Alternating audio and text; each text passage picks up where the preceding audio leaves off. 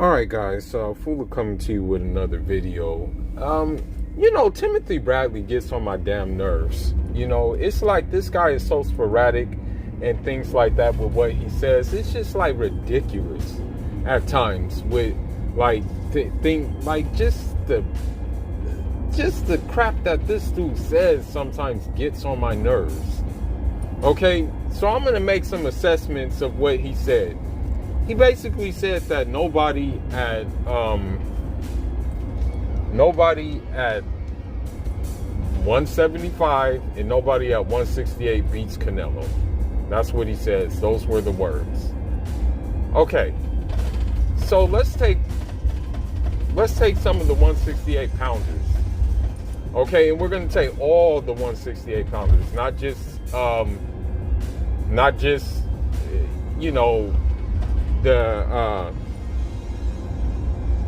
the guys who have belts. Okay, so you look at Caleb Plant, and basically what he's saying is he doubts that Caleb Plant beats Canelo because he's not even giving him a chance. In essence, he's writing Caleb Plant off. Okay.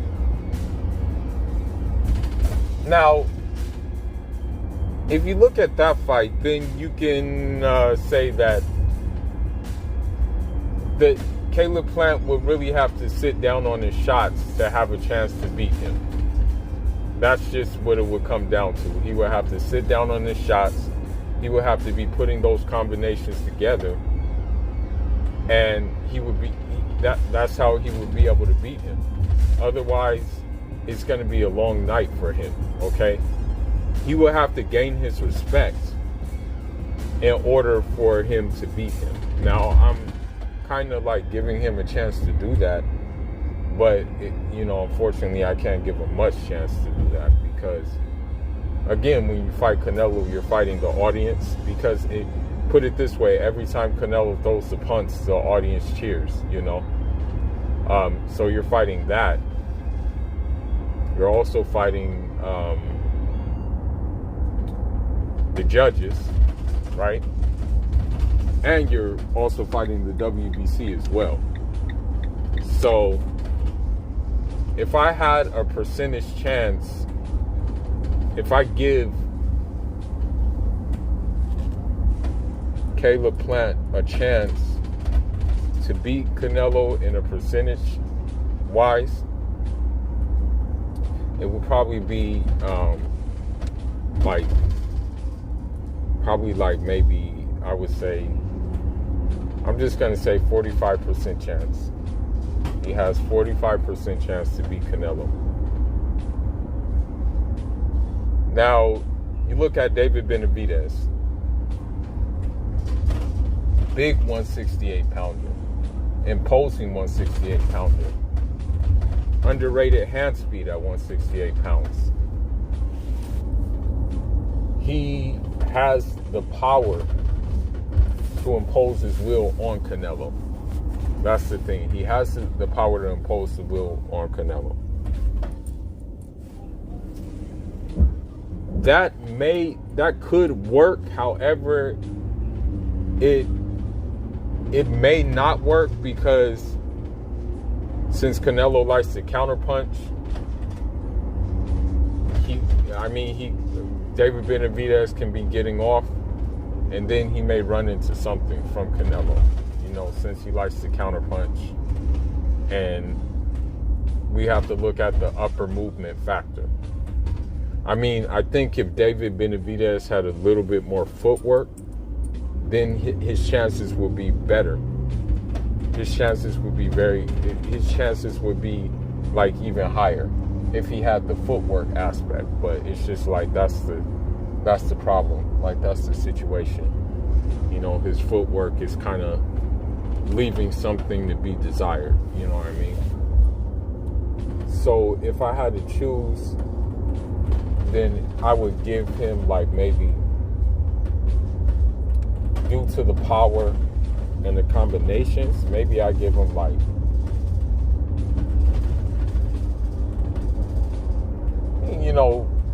60%. Because again, he's a big middleweight. He's a big super middleweight. So that could work. Okay. So now we move on to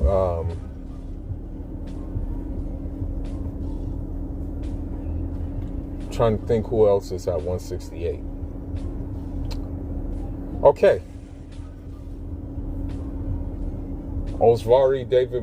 Well, let's go to Edgar Berlanga. Edgar Berlanga, he would probably have a puncher's chance at beating Canelo because of the simple fact that's what he does is punch. You know, he doesn't really box. Punches. Big puncher. He loads up on shots too.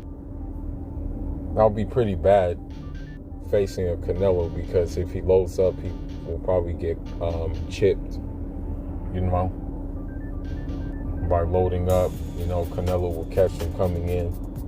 So I give him like literally a puncher's chance at beating Canelo, which is like 5% chance.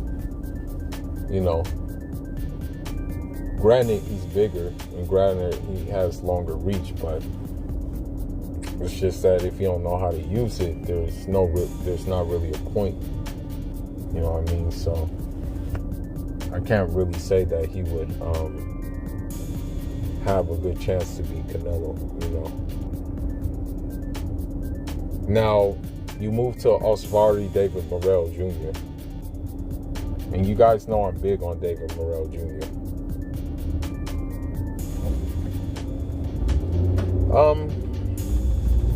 David Morrell Jr. can fight on the inside, he can fight on the outside, and he can fight on the mid-range.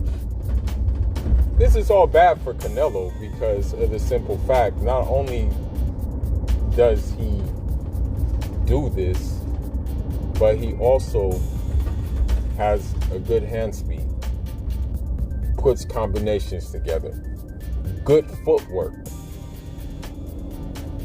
elusive, you know, doesn't really eat shots, longer than Canelo, can impose his will on Canelo.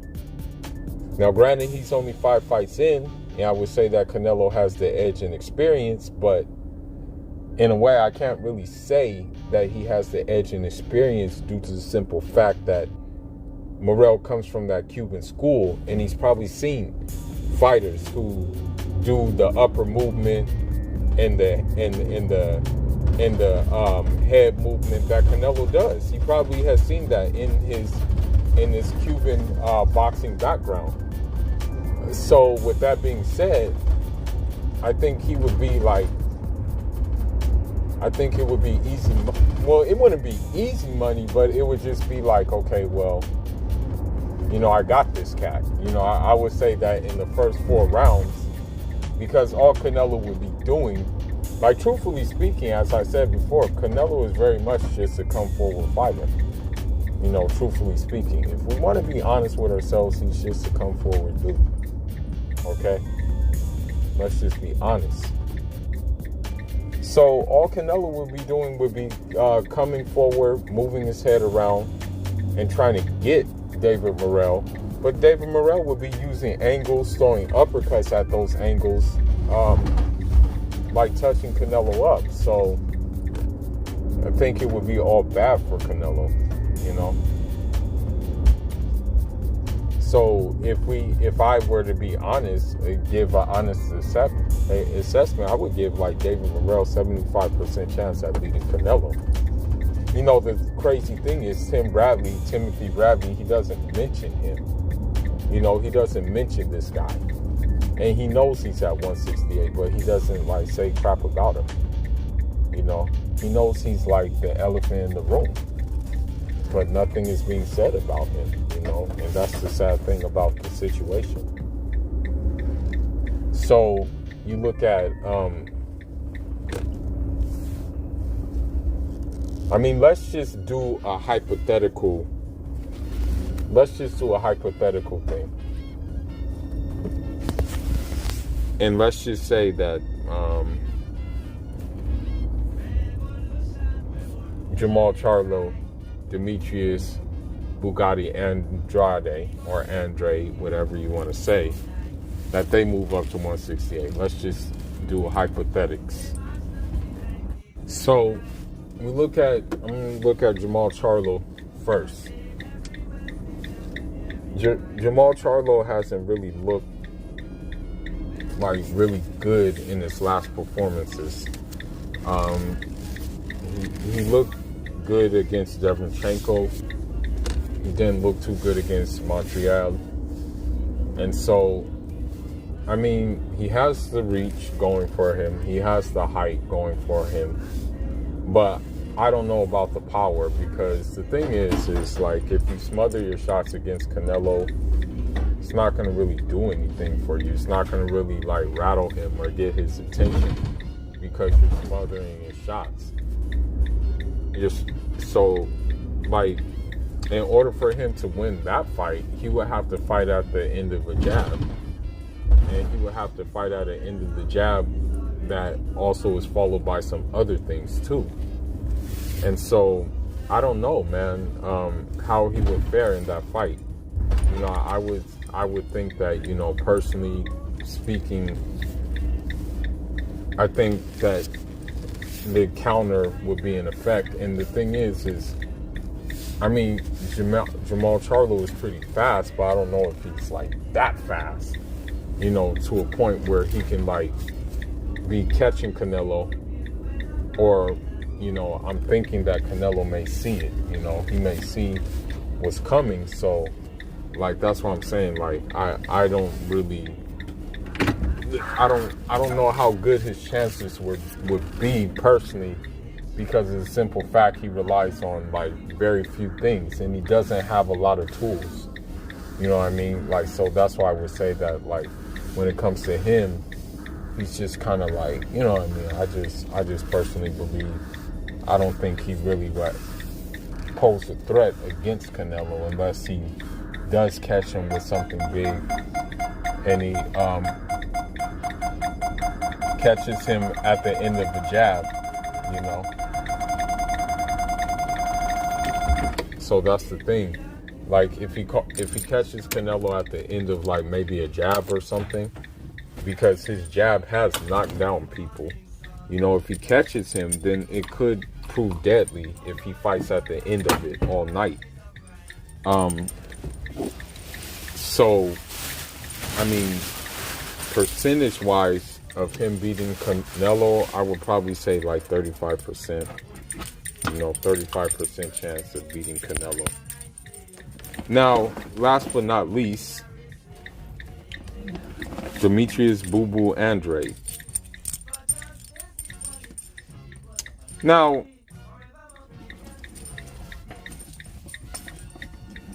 when we look at him, and if you really watch his fights, he doesn't really fight the same way twice, you know. Certain fights he fights behind the jab. Other fights he just decides that he wants to throw like these awkward shots, which still find their target. You know, if you watch the Selecki fight, the first thing he did was do these winging shots, you know, to try to find the target. And like, many people think that like this is sloppy. Like, he's doing it, oh, it's sloppy, this is very sloppy. But it's not sloppy. He's timing you. He's finding a way like to time you, basically. And so by him timing you, like, you don't see that shot coming. Like, it's almost like a slingshot, or it's almost like a cobra. You know, it's like a cobra, where like a cobra strikes and you're not really, you don't really know when it's striking. So that's the reason why he does those shots. So you have that factor, the unpredictability, because you don't know how he may fight in a night. You know, you don't know you don't know what type of arsenal he'll bring, you know, on the night. You also have The height factor, of course, I think he's like 6'3", 6'2", I believe. You also have the speed factor. He's faster than Canelo, of course. Faster hand speed. If you watch the video, Rashidi Ellis even says that, like, he sparred both of them, and the only thing he gave Canelo was power, but he gave Demetrius Andrade, he gave him the speed and he gave him the skill as well. Because Rashidi Ellis has been in there with both of them. Now, then you have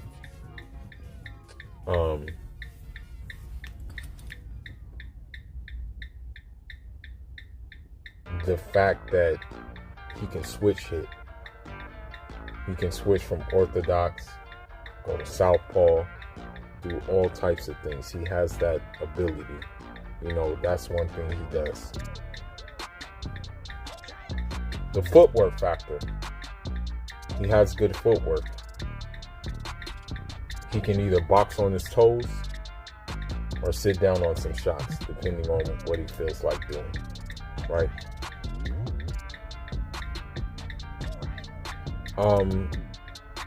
You look at the dog factor. I don't think he would go in there and respect Canelo. I think he would like dog him. You know, I think he would try to dog walk Canelo. That's why Canelo calls him a horrible fighter. Canelo didn't call Rocky Fielding a horrible fighter. Canelo didn't call Avery Yildirim a horrible fighter. Canelo didn't call Rocky Fielding a horrible fighter. So this is what you're dealing with when you're dealing with him. So with this being said,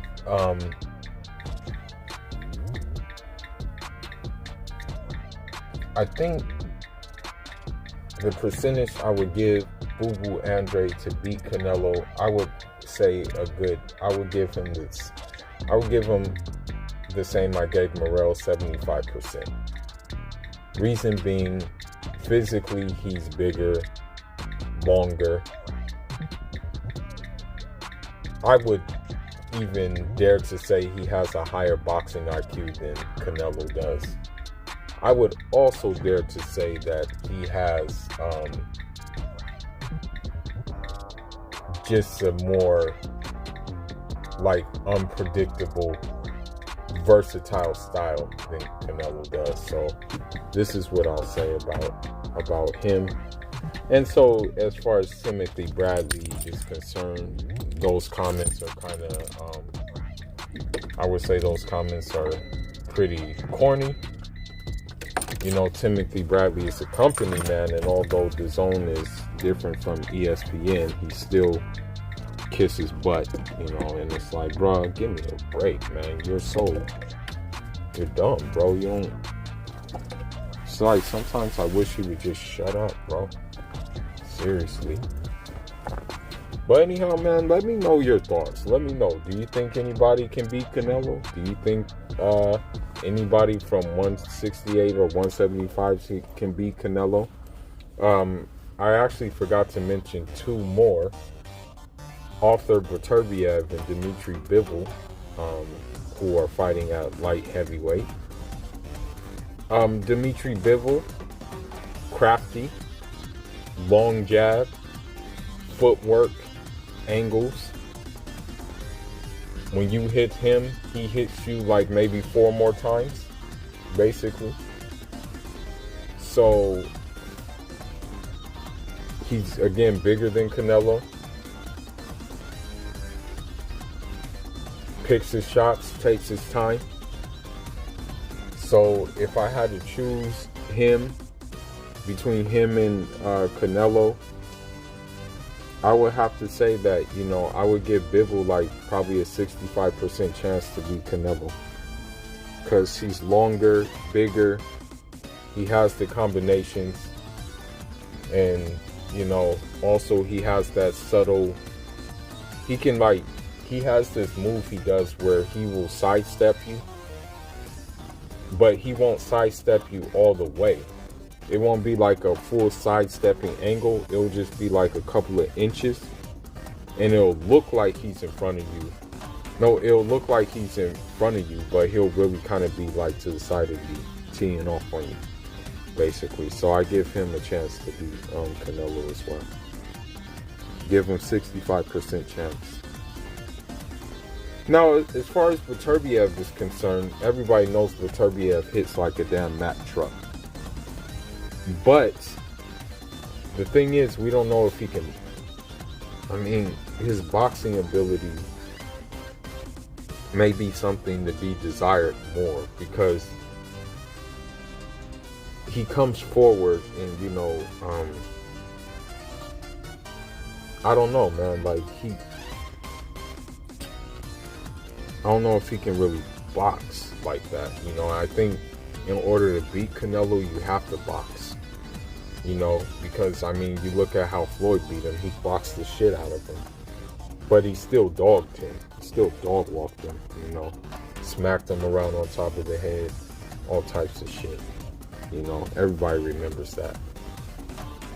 Now, I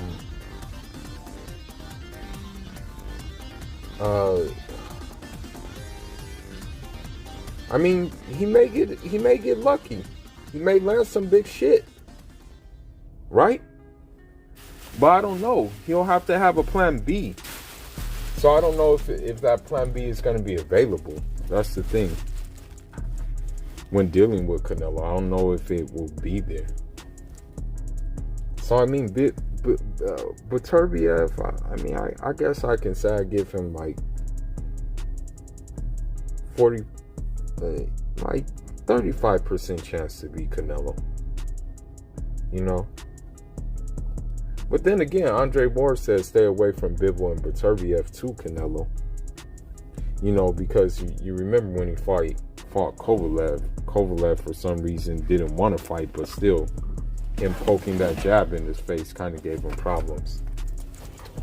But I don't know, man. I don't know. I think the boxing has it set up so nobody will beat Canelo again, really, truthfully speaking.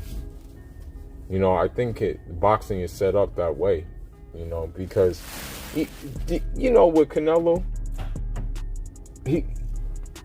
if greatness was the issue, he would be calling everybody out. But, he doesn't call everybody out.